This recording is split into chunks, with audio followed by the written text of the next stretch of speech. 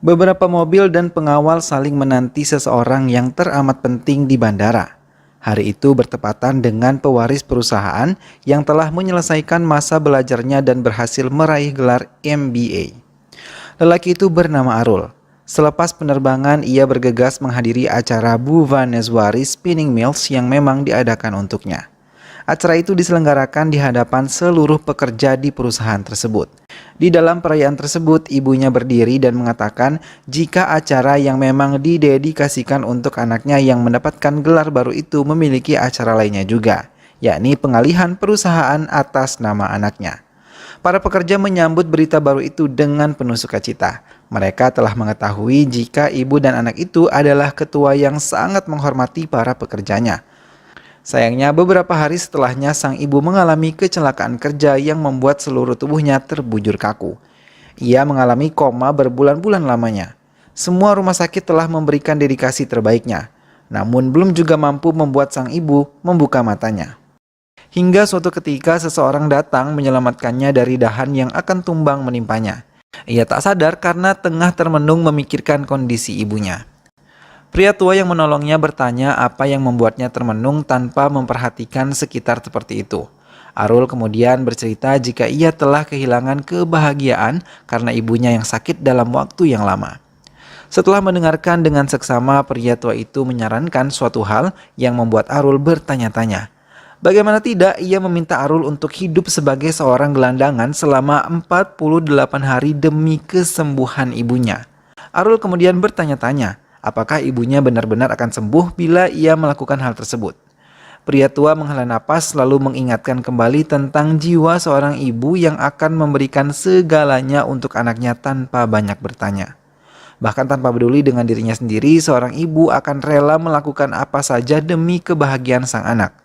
Tersadar dengan hal tersebut, Arul pun menyetujui untuk menjadi gelandangan selama 48 hari tanpa siapapun yang mengetahui identitasnya. Ia kemudian bergegas menemui pamannya dan berkata jika ia akan pergi selama 48 hari. Pamannya menolak karena saat itu perusahaannya sedang berada di ambang kritis. Pada saat itu Arul berkata untuk menjual saja seluruh aset perusahaan untuk menutupi kerugian. Setelah menatap wajah ibunya dan berpamitan, Arul memulai langkah barunya dengan meninggalkan segala yang ia miliki.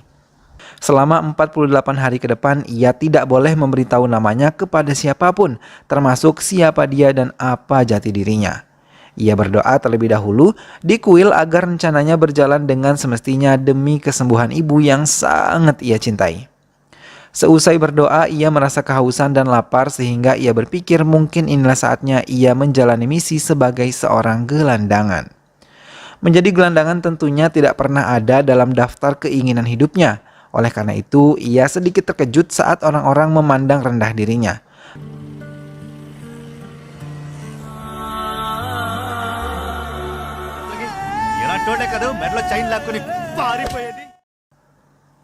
Ia akhirnya benar-benar hidup sebagai gelandangan.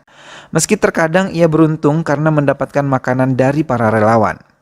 Saat itulah dia bertemu rombongan pengemis yang biasa ia temui di depan kuil. Para pengemis baik hati itu lantas mengotori baju dan wajah Arul agar ia benar-benar nampak seperti seorang pengemis. Selain itu, ia juga mengajarkan bagaimana cara mengemis agar seseorang merasa iba kepadanya. Hari itu, Arul mendapatkan uang pertamanya sebagai gelandangan. Suatu hari, Arul bertemu dengan seorang gadis yang nampak menggeledah pakaian seseorang yang sedang pingsan di pinggir jalan. Arul sempat berpikir negatif dan mengira jika gadis itu adalah seorang pencuri. Namun, ketika gadis itu merogoh ponsel milik orang pingsan itu, lalu menghubungi nomor di dalamnya, Arul berubah pikiran.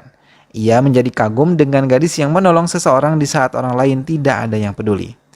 Ia pun akhirnya mengetahui jika gadis itu membuka usaha pizza di tengah kota.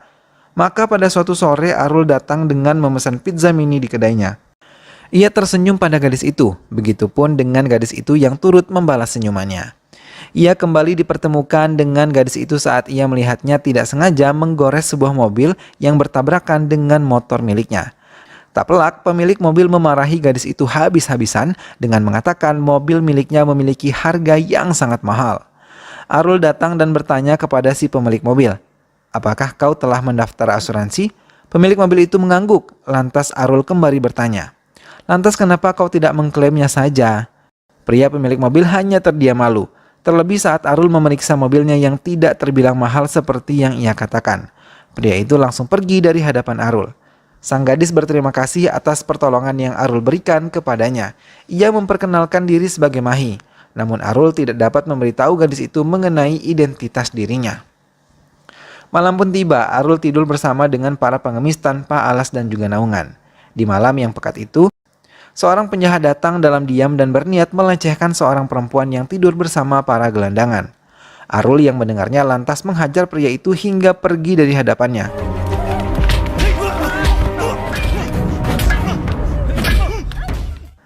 Belakangan diketahui jika perempuan itu adalah gelandangan gila yang diincar oleh para penjahat.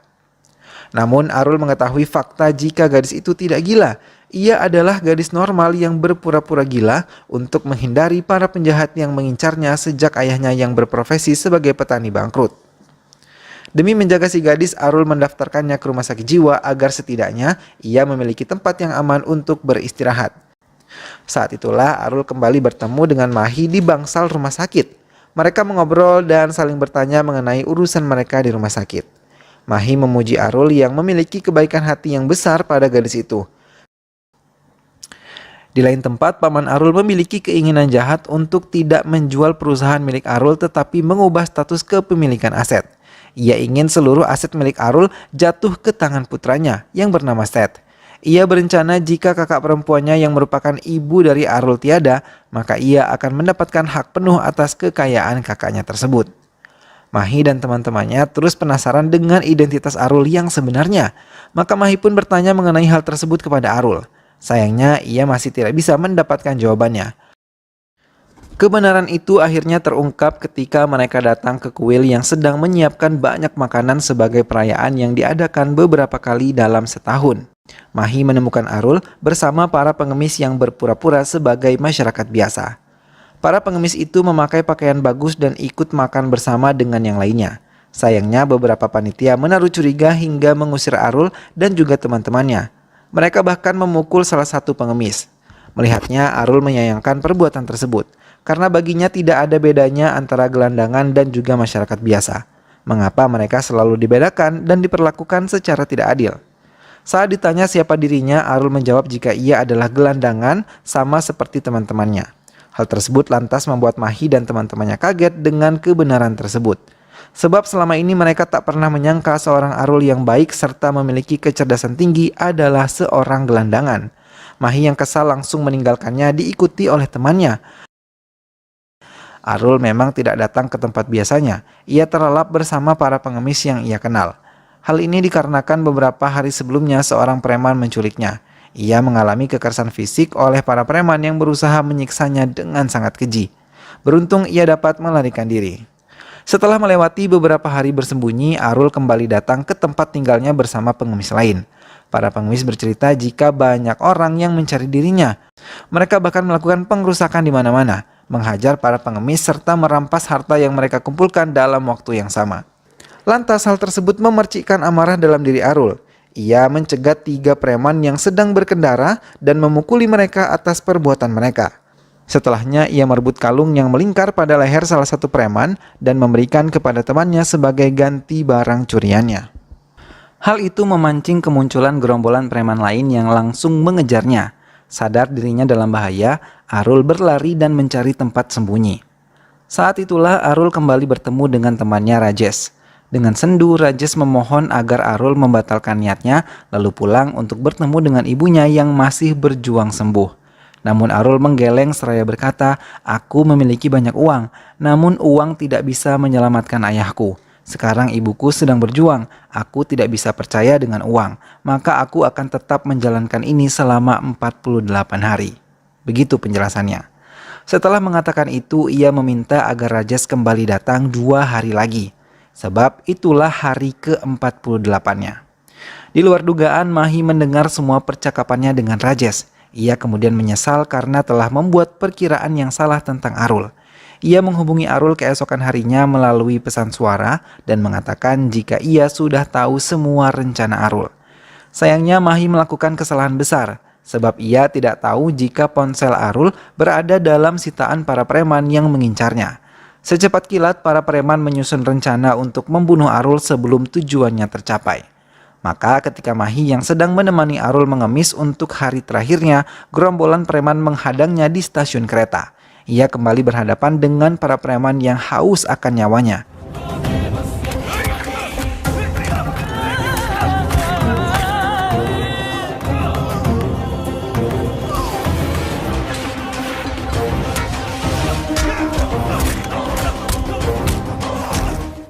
Pertarungan berlangsung sengit sampai akhirnya ketua preman tersebut berhasil mengunci pergerakan Arul.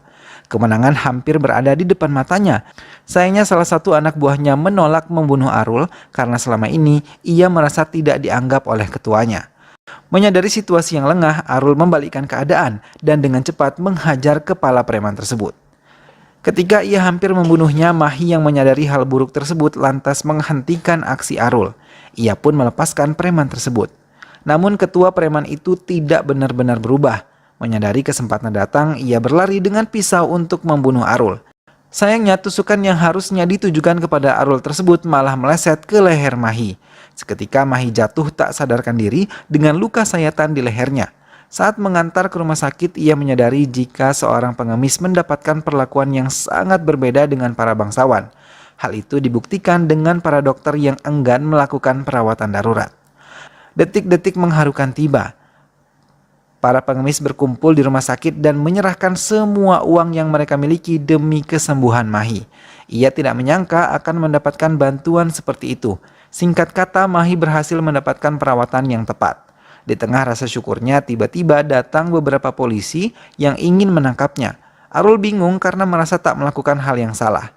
Para polisi terus menyudutkannya dan memperlakukannya dengan sangat buruk. Kemudian jam berdentang tepat pada pukul 11 siang. Waktu pengabdian Arul telah genap 48 hari. Rajesh datang di saat para polisi akan memperlakukan Arul dengan lebih kasar. Ia mengatakan jika Arul bukanlah pengemis melainkan orang yang berpengaruh di negaranya.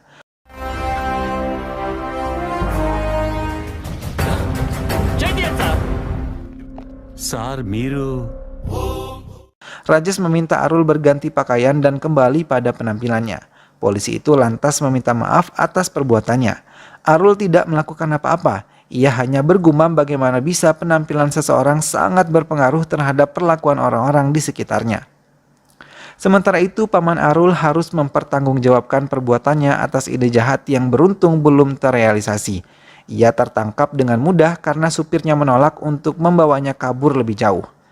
Segala sesuatu mungkin memiliki ganjaran tersendiri yang harus dipertanggungjawabkan. Arul yang telah kembali pada kehidupannya bergegas pulang untuk menemui ibunya. Kala itu rumahnya dipenuhi banyak orang yang langsung menyambutnya dengan raut muka bersedih. Terutama para pekerja yang telah mengenal ibunya dengan sangat baik. Mereka mengatakan jika selama ini ibunya telah menunggu Arul untuk pulang. Ia ingin anaknya menyuapi ramuan terakhirnya. Tanpa banyak bertanya, Arul langsung memasuki ruangan yang memperlihatkan sosok ibunya yang masih terbaring lemah di atas tempat tidurnya. Dengan lembut, ia menyuapi ramuan kepada ibunya yang tidak merespons apapun pergerakannya. Arul berkata pada ibunya jika ia selama ini memohon belas kasihan orang selama 48 hari. Sekarang ia ingin ibunya memberinya belas kasihan. Ia ingin ibunya sembuh seperti sedia kala. Saat ia tak berdaya tersebut, dengan ajaib ibunya menggerakkan jarinya secara perlahan.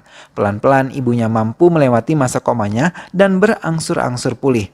Begitupun dengan Mahi yang kini telah mengalami kesembuhan total sehingga dapat menemani Arul dan juga ibunya.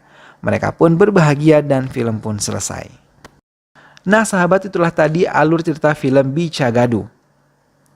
Kisah perjuangan sang anak dalam berjuang menjadi pengemis demi menyembuhkan ibunya benar-benar sangat-sangat memukau. Semoga sahabat semua terhibur setelah menyimak alur cerita film ini ya.